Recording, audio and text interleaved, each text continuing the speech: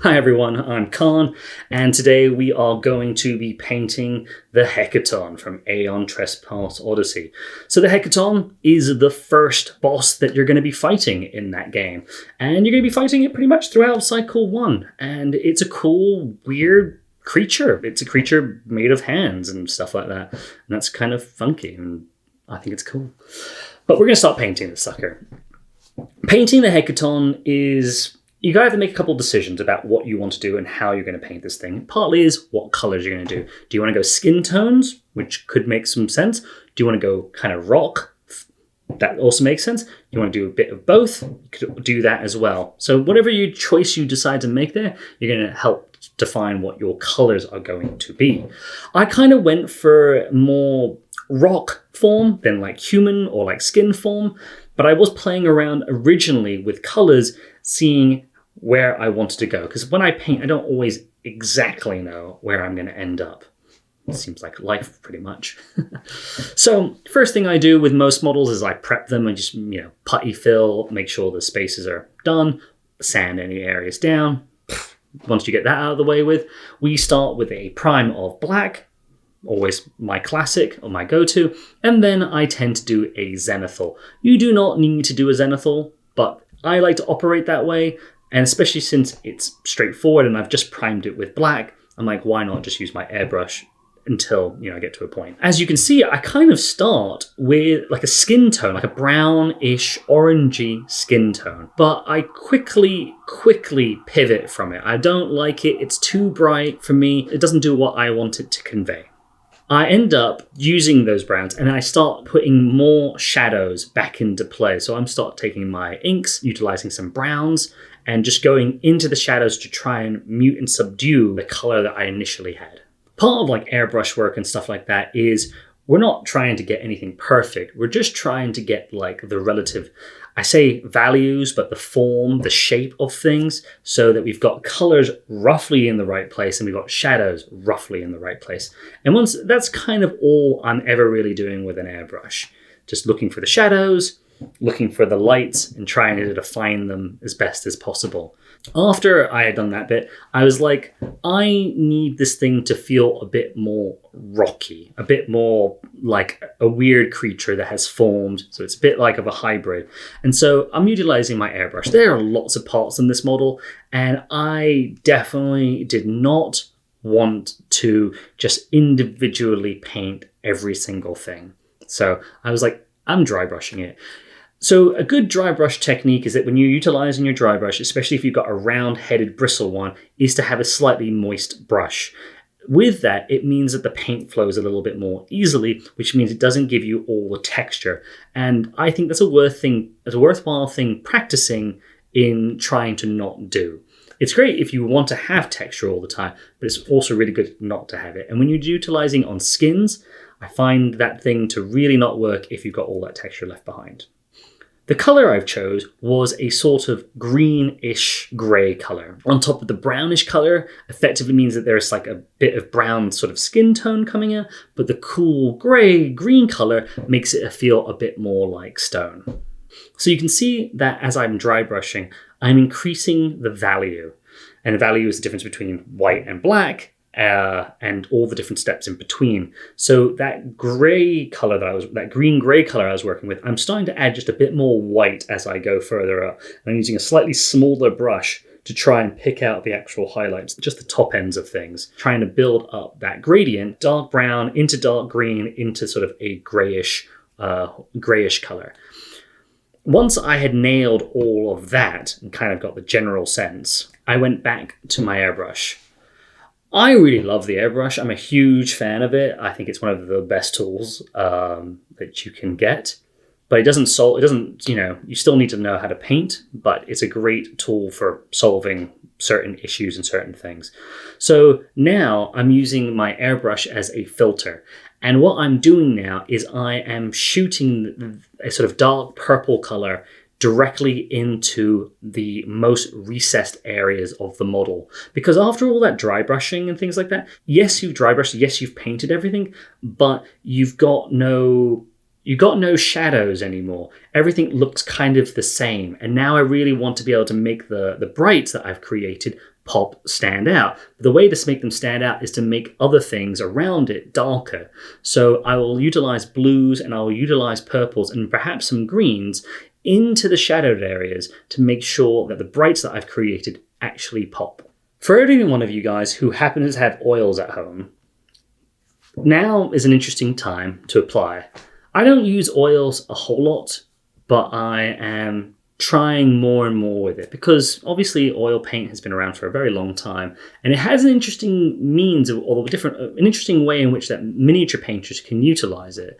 And so I've decided to try and utilize oils here because there's so many recessed areas in this model. It's very, very tricky to get to certain places and make them do what you want to do. So oils is a nice way because especially if you make an oil wash, there is a sort of low surface tension, which means you've got this really cool capillary effect. And what that means is you apply the paint into a recess and the paint will pull into the recess. It will stretch out into it, which is a really cool thing of being able to paint in areas in which you can't really drag your paintbrush around. And this is the perfect model for that. So what I took was an Alizarian crimson color because I wanted to create a bit more life back into the model. Because I've been working with all these greens and grays, it's just not going to be, it's going to feel not lifelike. So putting a little bit of reddish color back in was, I thought, a good step to try and bring back life. However, if you do utilize oils, you must be aware that you cannot apply acrylic back on top of oils. Just doesn't work. It just slides off. So in order to make sure that you can, you're going to need to utilize a varnish of some kind on top of oil. Because oil takes a long time to cure and harden, that it's a bit you can either wait for multiple days, but even then you'll still have trouble applying paint on top of it. You still need to get a varnish on top to make it easier for your paint or the regular acrylic to adhere back on top of it. So I will utilize a matte varnish real quickly back on top of the entire model, and then I will go back with my regular paintbrush with regular acrylic. For this part, all I'm going to be doing is utilizing this sort of green-gray color, but quite closer to the more white side of the spectrum, and start to push up the contrast, especially in the areas that are important. And I thought those two fists that were on the ground were the coolest parts of it. So I was let me bump those up the most. You have to be quite conscious of his mouth face, his hand face, his finger face. And you're going to have to individually pick out all of the details over there. That's probably the toughest part of this model, is just making sure that section is clearly defined and that you spend a bit of time making sure that everything looks right, especially there. For me, unfortunately, I perhaps didn't spend quite enough time on that area, and I really should have made it brighter, especially in comparison to its fists. I perhaps made the focal point its fists rather than its face, and I think that's a mistake personally, but whatever, it's a game piece. I can enjoy it and it's fine as it is. As you can see, I'm just sort of going around the model, picking out certain details and just adding an additional layer of brightness onto different parts. So for me, again, it was the main two fists on the ground that I thought were the coolest. His mouth, his finger face, and the hands in the background. And I didn't do even all the hands. I only did some of the hands, partly because I just thought those were the ones that were catching the light a little bit, whereas part of the arms didn't need to be. Those could kind of go back into the shadow because the most important focal point was the front of it, not necessarily behind it. So I put some bright points there, but I didn't go to town on any part behind it, mostly just in the front side. After picking out all the little tiny details on the model, I have decided to go back to my airbrush again. So I have a tendency to utilize my airbrush quite commonly throughout my process. I'll tend to start with my airbrush and do as much as I can with my airbrush at that moment. I will then utilize a brush, picking out details, trying to get any information down that I'm looking for. I will then go back to my airbrush.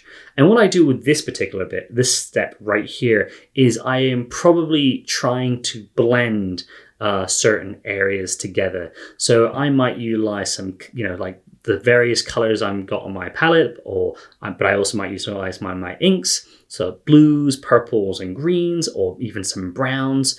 and I am most likely shooting in the shadows. So I'm trying not to be direct with my airbrush on the places where the light is hitting, and I'm trying to add color into the shadowed areas and just blend some of the areas so things look more seamless. But once you've done that, even though you've done your airbrush, brushwork, and then airbrush, we're going to go back to our brush one last time.